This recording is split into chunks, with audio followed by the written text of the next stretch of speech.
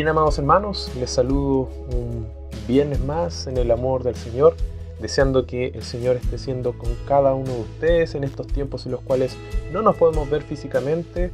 No obstante, podemos a través de este medio poder llegar a todos ustedes para poder meditar un momentito en la palabra del Señor. Esperamos que este tiempo sinceramente sea un momento en el cual podamos apartar para cada día viernes a partir de las 19 horas meditar en la palabra del Señor, específicamente en el libro de Habacuc. Y como ustedes bien saben, esta serie de sermones se ha titulado Habacuc, Dios en medio de la incertidumbre. Y a lo largo de los sermones que hemos tenido hasta este entonces, hemos comprobado cómo Dios se manifiesta en la vida de Habacuc para responder frente a una interrogante. Dios, ¿dónde estás tú en medio de la injusticia? Pues bien sabemos, como ya se ha indicado anteriormente, que el contexto que Habacuc vivía era un contexto en el cual el pueblo de Israel se había apartado de la ley de Dios y estaba cometiendo toda clase de injusticias. Habacuc clama y dice y le pide al Señor que pueda intervenir en esta situación porque él ya no podía ver más injusticia. Dios responde, pero de una manera un poco distinta a lo que Habacuc esperaba. Pues Dios le dice que ciertamente él iba a intervenir en el problema, pero él utilizaría a los caldeos, una nación impía, para poder corregir a su pueblo. Esto a Habacuc le parece un poco desconcertante y acá entra un diálogo muy sincero que Habacuc tiene para con Dios y le dice, y llega Habacuc a decirle: Señor, tú eres muy bueno, tú eres demasiado bueno y no puedes ver el pecado. El Señor le responde de una manera muy misericordiosa, muy amorosa a Habacuc, porque lo que derechamente está haciendo Habacuc es de pronto diciéndole: Señor, tú no puedes ver la injusticia, tú no puedes ver el pecado, tú eres muy bueno para ver esto, de pronto no es lo mejor lo que tú vas a hacer. Deja entrever un poco eso, ¿cierto? Un poco esta lucha por el profeta comprender la respuesta que Dios le estaba dando en ese entonces. Aún así, como ya decíamos, Dios se comporta de una manera muy amorosa y se acerca a Habacuc y le dice: mira, yo te voy a explicar qué es lo que va a pasar aquí. Yo te voy a explicar cómo mis obras son perfectas. Y comienza a dar respuesta a esta interrogante de Habacuc, explicándole paso a paso a través de estos verdaderos imágenes, estos verdaderos proverbios que pudiésemos nosotros sindicalizar, haciendo ver que el pecado de los caldeos no quedaría impune. Entonces, hermanos, el principal desafío para nuestra vida consiste en vivir el día a día aceptando la voluntad de Dios. Y esto tiene dos caras. Principalmente esa parte que nos gusta a nosotros cuando vemos la bendición de Dios, cuando vemos su respuesta, la disfrutamos, ¿cierto? Cuando rogamos por salud y el Señor nos da salud, cuando rogamos por un trabajo y el Señor nos da un trabajo. Pero por otro lado se ve esa respuesta que no es aquella que nosotros queremos principalmente. Hay veces en las cuales nosotros oramos y oramos para pedir al Señor tal o cual cosa, y el Señor no responde de la forma en la cual nosotros queremos. La vida está lleno de eso, pero algo debemos tener muy en claro. Ya sea lo uno o lo otro, Dios siempre está bajo el control. Dios siempre está controlando todas las cosas que suceden.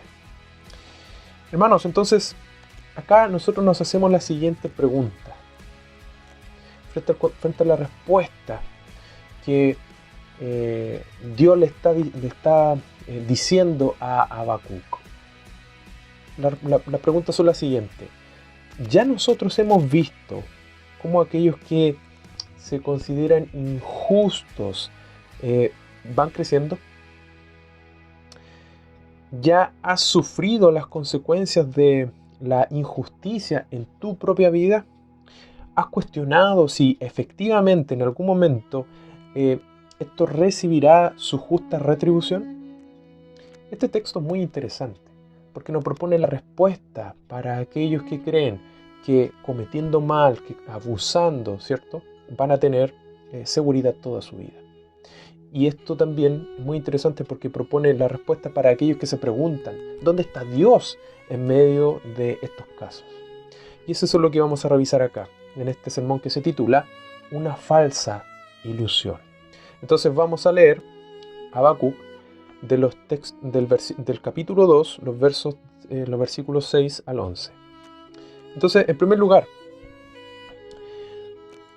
una falsa ilusión se manifiesta en el falso poder del abuso.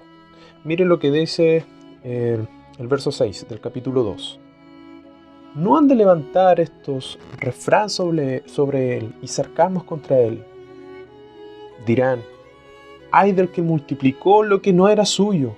¿Hasta cuándo había de acumular sobre sí prenda tras prenda?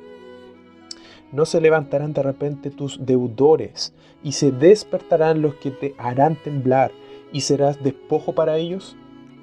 Por cuanto tú has despojado a muchas naciones, todos los otros pueblos te despojarán, a causa de la sangre de los hombres y de los robos de la tierra, de las ciudades y de todos los que habitan en ellas. El abuso, hermanos, efectivamente corresponde a una de las formas más viles y desagradables que expresan una naturaleza caída. Por regla general, aquel que intenta abusar, ¿cierto?, obteniendo recursos de otro obteniendo algún bien de otro por medio del abuso, se pone en la posición en la cual él tiene todo el poder para controlar la situación y doblegar la voluntad de aquel que es abusado. Y aquí existen toda clase de métodos para poder doblegar a las personas, toda clase de métodos coercitivos para poder hacerlo. En el caso de los caldeos, claramente era su poderío militar. Su gran e imponente ejército lo superponía por sobre las demás naciones para poder subyugarlos, quitarle sus riquezas, quitarle su prosperidad y hacerlas propias. A través del abuso del poder, de manera injusta, los caldeos tomaban aquello que no era suyo para hacerlo suyo, quitándolo en contra de la voluntad de aquellos a quienes legítimamente les pertenecía. Hermanos, las características violentistas e injustas del sistema caldeo no eran exclusivas de ese tiempo. En todo tiempo de la historia bíblica existieron pueblos que utilizaban este método. Debemos recordar, ¿cierto?, la historia de Israel en el contexto de Egipto, en donde Egipto esclavizó al pueblo de Israel y a través de métodos, ¿cierto?, también abusivos, obtenía, en este caso, la mano de obra del pueblo de Israel, pero de manera ciertamente malvada. Hermanos, aquí calza muy bien el texto del Salmo 14, verso 1, que dice así: dice el necio en su corazón, no hay Dios, se han corrompido, hacen obras abominables, no hay quien haga el bien. El necio dice simplemente, no hay Dios, y por eso intenta hacer lo que quiere, porque para el necio o para aquel que se coloca en la posición de tomar de manera abusiva algo que no le pertenece, él dice simplemente, no hay nadie mejor que yo, no hay nadie más poderoso que yo tengo todo el poder para hacer lo que quiera y por lo tanto tomo de lo que no es mío y lo hago como mío. Estas personas ciertamente son insensatas porque consideran como principal hecho relevante de su actuar que Dios no existe. ¿Qué hacemos nosotros frente a estas situaciones? Porque la verdad es que estas situaciones a nosotros nos colocan en la perspectiva de pensar, ¿realmente existirá Dios, cierto, que ve este abuso y no hace nada? Hermano, el problema no es Dios. El problema es que nosotros no tenemos una perspectiva bíblica de las cosas. Porque si realmente nosotros viviésemos la realidad bíblica, si nosotros realmente consideramos la experiencia bíblica respecto del abuso, podríamos ver de manera muy alegre cómo Dios siempre, siempre castigó ese pecado. Si nosotros confiáramos en Dios, si nosotros tuviéramos nuestra esperanza puesta en Él, entonces ciertamente comprobaríamos vez tras vez cómo Dios no deja ese pecado impune. ¿Cuántas veces nuestras fuerzas han desfallecido al ver el éxito del mal expresado a través del abuso? ¿Cuántas veces nuestra alma ha desfallecido? ¿Cuántas veces nuestros ánimos han decaído al ver cómo el otro prospera a través de cometer abusos? Hermanos, pensemos en esto. Dios es un Dios justo. Él jamás va a tolerar ni ha tolerado la injusticia, hermanos. Él siempre la ha condenado. A lo largo de la historia lo podemos ver. Ahí saltan nombres como pueblos tales como los egipcios, los mismos babilonios, Siria, etc. Imperio tras imperio que pasó por la historia, de los cuales simplemente queda un pequeño recuerdo, hermanos. No teniendo más éxito del que Dios le permitió tener. Y en esto consiste eso, de que Dios a veces permite cosas, pero simplemente por el periodo y el tiempo que Él estima, pues el pecado no puede quedar impune. Hermanos, ¿acaso la mano del Señor se va a detener sobre aquellos que cometen abusos? Hermanos, ¿acaso la mano del Señor se va a detener sobre aquellos que reciben en la vida su justa retribución por cometer abusos? Porque, ¿qué dice el texto? ¿No se levantarán de repente tus deudores y se despertarán los que te harán temblar y serás despojo para ellos? Hermanos, las consecuencias del pecado no se dejan esperar. Y a veces nosotros queremos verlas de manera inmediata. Pero ciertamente hay un juicio mucho mejor, porque hay un juez que es justo, al cual ni siquiera es necesario que se le presenten evidencias porque Él lo ve todo. Hermanos, ese juez justo es Dios mismo. Y va a llegar el momento en el cual Él se va a sentar en su trono, Él va a ser el juez y va a enjuiciar toda obra de los hombres. Y nada quedará impune. Entonces confiemos, hermanos. Frente a estas situaciones, pongamos nuestra confianza en Dios, pongamos nuestra esperanza en Él, que la injusticia no tardará en recibir su justa retribución. Dios es justo, Dios es poderoso, no hará vista gorda simplemente frente a las injusticias que puedan existir. Él está viendo, nosotros cerramos nuestros ojos frente a la injusticia, pero Él está viendo. Y ciertamente todos aquellos que obran mal, todos aquellos que injustamente obtienen lo que no es suyo, entonces van a recibir su pago. Levántate, hermano, frente a la injusticia, mira a tu alrededor. Tienes alrededor tuyo las consecuencias de un mundo que está absolutamente caído, de un mundo que está absolutamente corrompido. Bienvenido entonces a la realidad, esa es la realidad que nos toca vivir, un mundo que está caído a causa de la insensatez del hombre.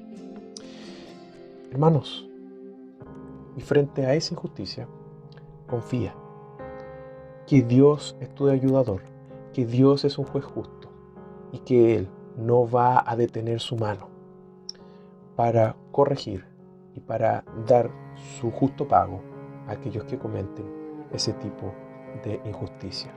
Hermanos, el poder de aquellos que creen que obtienen ganancias de manera abusiva, hermanos, es simplemente un poder efímero, que es como la niebla, que se va entre los dedos.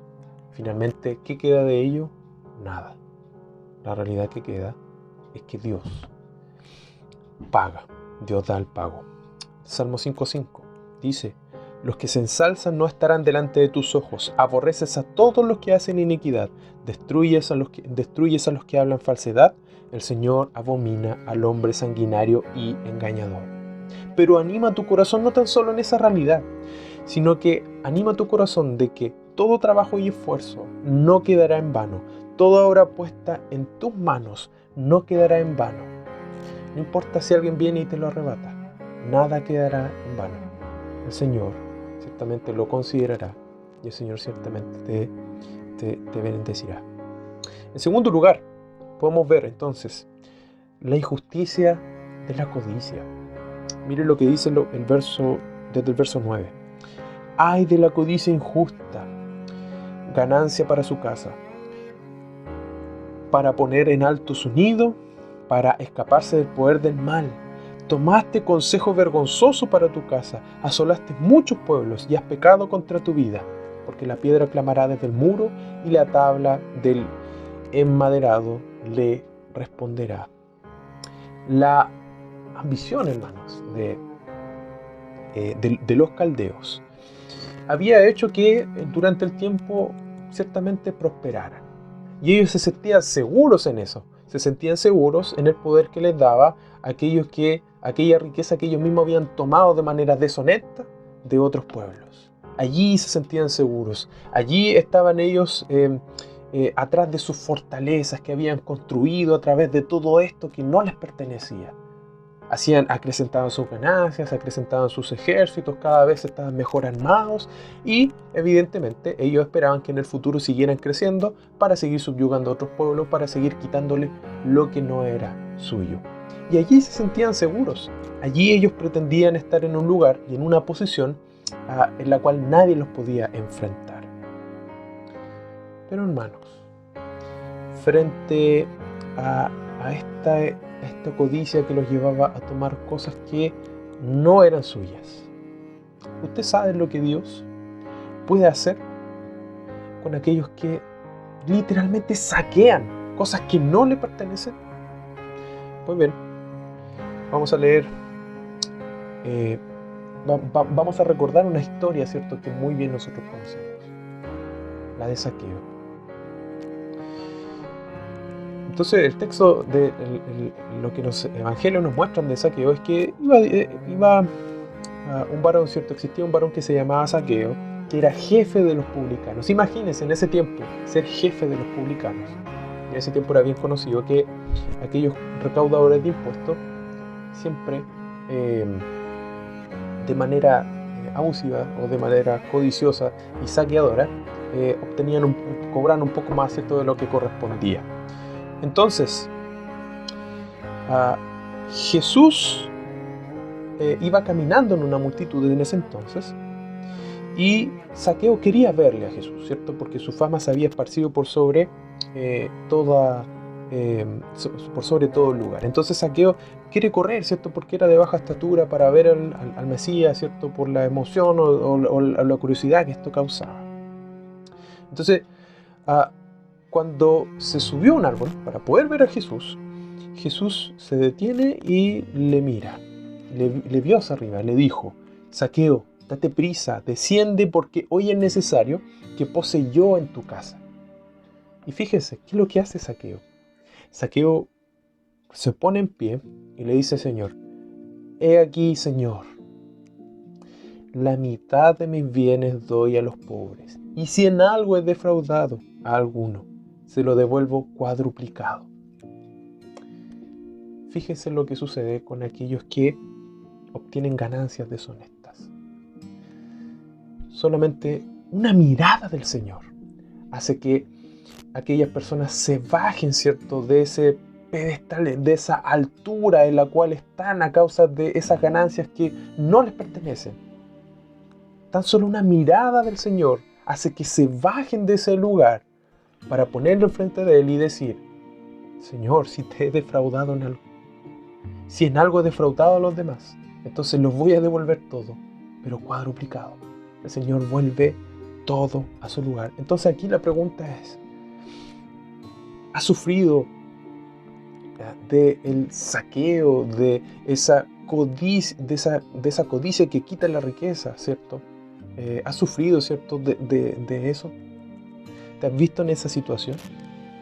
Pues bien, para el Señor simplemente basta una palabra para que todo sea vuelto a su lugar, inclusive cuadruplicado.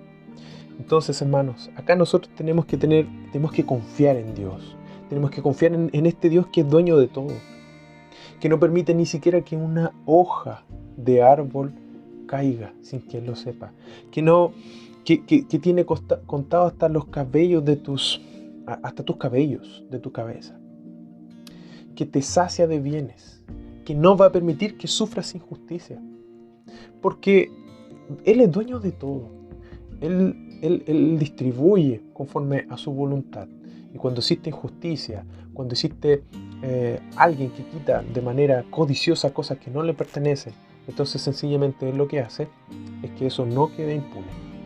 Y de una u otra forma, Él lo retribuye. Hermanos, confiemos entonces en el Señor frente a estas injusticias que claramente están en contexto de muchas cosas que nosotros vivimos. Pongámonos de pie, confiemos en Dios y creamos que Él es soberano para castigar el pecado, para corregir el pecado y también para hacernos mucho bien. Entonces, Dios le responde de esta forma a Habacuc y le dice, ok, yo voy a ocupar a los caldeos, pero su pecado no va a quedar impune. Frente a nuestros ojos, ¿cierto? Frente a nuestros ojos, cuando la respuesta del Señor no se entiende, hermanos, oremos al Señor, pidámosles comprender el porqué de sus respuestas, para poder descubrir al final de ese camino, al final de esa respuesta, qué es lo mejor que pudo haber pasado. Para pensar y practicar, primero, la ilusión del pecado no llega más allá que un espejismo que se desvanece a medida que avanza el tiempo. Nada más que un espejismo. El pecado simplemente produce ilusión. Victoria ilusoria. Una falsa ilusión. No tiene más poder que Dios. Segundo, la maldad del impío que pretende hacer fortalezas contra Dios es inútil frente al poder de Dios. Porque ¿qué intentan? ¿Qué es lo que hacían los caldeos? Ellos acumulaban riqueza, ¿cierto? Aprovisionaban bien a sus ejércitos, sus murallas, ¿cierto? Las tenían bien fortificadas, ¿cierto? Y ahí creían que estaban en un lugar seguro en donde nadie los podía atacar. Pero hermanos, no importa cuántas armas puede tener un ejército, no importa cuán grandes puedan ser las murallas, ¿cierto? Que rodean o cercan la ciudad. Eso para Dios es nada. No creas que para ti, ¿cierto? Que tú ves esos ejércitos grandes, que tú ves esa muralla grande y es imposible derrotarlas para ti. No creas que eso también aplica para Dios. Dios es poderoso y eso para Él es como nada. Tercero, el secreto de un corazón tranquilo frente a la injusticia es que es conocer a Dios como un Dios justo. Hermanos, si Dios es justo, no debemos temer a la injusticia, porque ella no quedará así. El Señor algo va a hacer. Cuarto, confía en Dios, en su poder, que simplemente se ríe de aquellos que construyen fuera de Él. Estos confían en carros, aquellos en caballos, mas nosotros confiamos en el Señor. Pongamos nuestra confianza en Él. No veamos, ¿cierto?, que aquellos que pretenden construir fuera del Señor y tienen un aparente éxito, realmente tienen una vida tranquila. Hermanos, confiemos en el Señor. Allí está la verdadera seguridad, tranquilidad para nuestra vida. Hermano, le invito a que oremos al Señor. Gracias, Señor, te doy en esta hora por tu amor. Te doy gracias, Señor, porque sencillamente tú tienes misericordia de nosotros. Padre, ayúdanos a levantar nuestras vistas frente a la injusticia y a ver que esto no tiene mucho futuro. Que tú eres un Dios justo, un Dios bueno, que nos invitas a confiar en ti, en tus planes, en las cosas que tú haces, a desconfiar en nosotros y a confiar en ti, a ver que tus obras son las perfectas y no las nuestras. Señor, ayúdanos a confiar en ti. Si somos víctimas, Señor, muchas veces tal vez lo hemos sido, víctimas de abusos, víctimas de la codicia de aquellos que obtienen recursos que no les pertenecen, que nos quitan de pronto lo que es nuestro, Señor, tú ten misericordia de nosotros. Ayúdanos, Padre, a confiar en que nada quedará impune, Señor, y que podemos confiar que todo trabajo que hagamos para ti tiene valor. Señor, te suplico todo esto y te pido todo esto. En el nombre de Jesús. Amén.